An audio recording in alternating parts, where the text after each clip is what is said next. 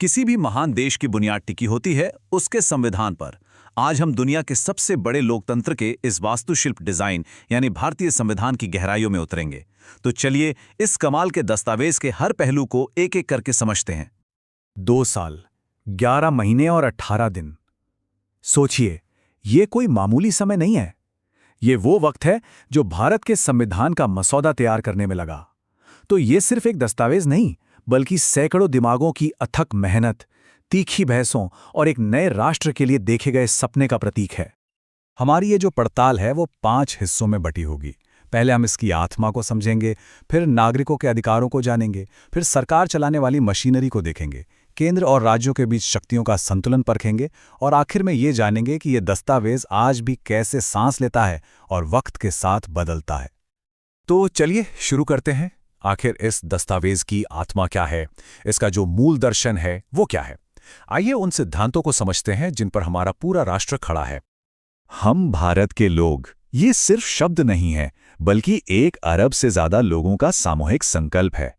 ये जो प्रस्तावना है, ये हमारे राष्ट्र की आत्मा है। एक ऐसा वादा जो संप्रभुता, समाजवाद, धर्मनिरपेक्षता और लोकतंत्र की गारंटी देता है। अब ये हैं हमारे संविधान के डिजाइन के कुछ मूल स्तंभ।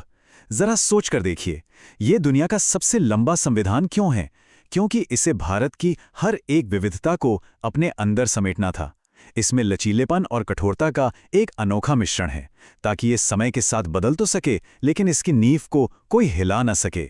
ये सारे सिद्धांत मिलकर ही एक मजबूत और स्थिर राष्ट्र का ढांचा तैयार करते हैं। तो सवाल ये उठता है कि इतने बड़े दस्तावेज का एक आम नागरिक के लिए क्या मतलब है?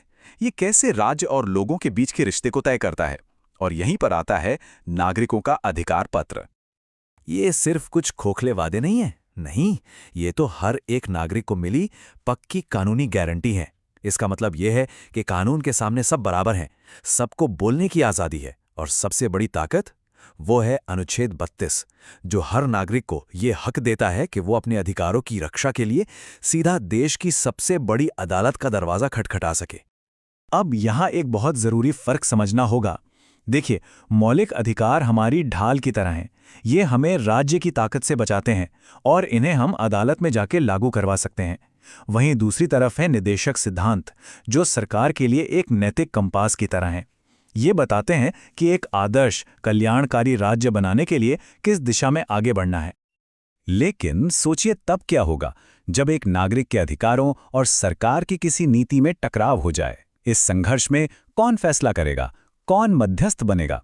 इसका जवाब हमें ले जाता है संविधान के अंतिम रक्षक यानी हमारी न्यायपालिका की ओर। तो सरकार का ये जो इंजन है वो असल में चलता कैसे है?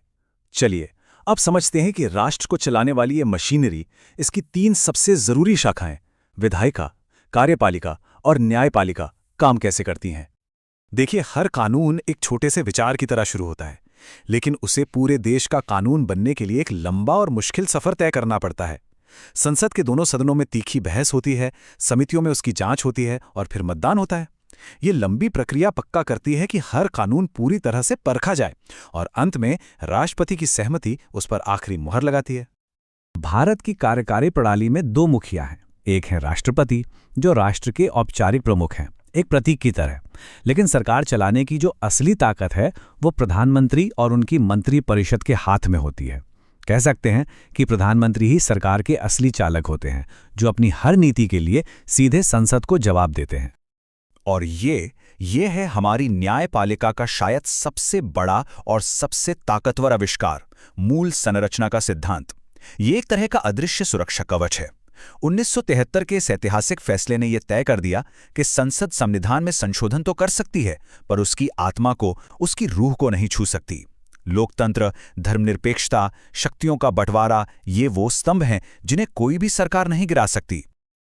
अब भारत जैसा इतना बड़ा और विविधताओं से भरा देश, क्या उसे एक जगह से चलाना मुमकिन है? बिल्कुल नहीं।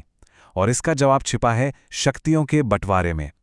आइए देखते हैं कि संविधान कैसे केंद्र और राज्यों के बीच एक बहुत नाजुक संघीय संतुलन बनाता है। ये जो शक्तियों का बंटवारा है, इसे बहुत सोच समझकर 3 सूचियों में बांटा गया है। संघ सूची में वो विषय हैं जो पूरे देश के लिए जरूरी हैं, जैसे कि रक्षा और विदेशी मामले। राज्य सूची में स्थानीय मुद्दे हैं, जैसे पुलिस और कृषि, और समवर्ती सूची एक साझा मैदान की तरह है, जहां केंद्र और राज्य दोनों की भूमिका होती है, ताकि सहयोग बना रहे। और यही बात भारत के संघवाद को बहुत अनोखा बनाती है। ये शक्तियों को राज्यों में बांटता तो है, पर साथ ही इसमें एक मजबूत केंद्र, एकल नागरिकता और आपातकालीन शक्तियों का झुकाव भी साफ दिखता है। ये एक ऐसा डिजाइन है जो जरूरत पड़ने पर सबको साथ लेकर भी चल सकता है और नियंत्रण भी रख सकता है। एकता और स्वायत्ता के बीच का एक सटीक संतुलन। कोई भी दस्तावेज कितना ही महान क्यों न हो, अगर वो वक्त के साथ नहीं बदलता तो वो पत्थर की लकीर बन जाता है। हमारा संविधान पत्थर नहीं है, बल्कि एक जीता जागता, सांस लेता हुआ दस्तावेज है। चलिए देखते हैं कि ये हमारे राष्ट्र के साथ कैसे विकसित होता है। संविधान को बदलना आसान भी है और मुश्किल भी, और यही इसकी खूबसूरती है। साधारण बदलाव जैसे नए राज्य बनाना आसानी से हो जाते हैं, लेकिन अगर मौलिक अधिकारों या संघीय ढांचे जैसे मूल सिद्धांतों को छूना हो तो प्रक्रिया बेहद कठिन हो जाती है। ये डिजाइन पक्का करता है कि संविधान स्थिर भी रहे और समय के साथ कदम से कदम मिलाकर चल भी सके। बीते दशकों में संविधान ने नई चुनौतियों का सामना करने के लिए खुद को बार बार बदला है। 1976 में इसमें समाजवादी और धर्मनिरपेक्ष जैसे शब्द जोड़े गए। 1989 में इसने युवाओं को मतदान का अधिकार देकर सशक्त किया, और 2016 में जीएसटी जैसे बड़े आर्थिक सुधार की नींव रखी। ये सारे बदलाव इस बात का सबूत है कि ये दस्तावेज हमेशा समय के साथ चलता आया है। तो हमारा संविधान एक सफर है, कोई मंजिल नहीं। इसकी कहानी आज भी लिखी जा रही है, हर नए कानून के साथ, हर न्यायिक फैसले के साथ और हर पीढ़ी की नई उम्मीदों के साथ। सवाल बस ये है कि भारत की इस संवैधानिक कहानी का अगला अध्याय क्या होगा। इसका जवाब तो सिर्फ आने वाला वक्त ही देगा।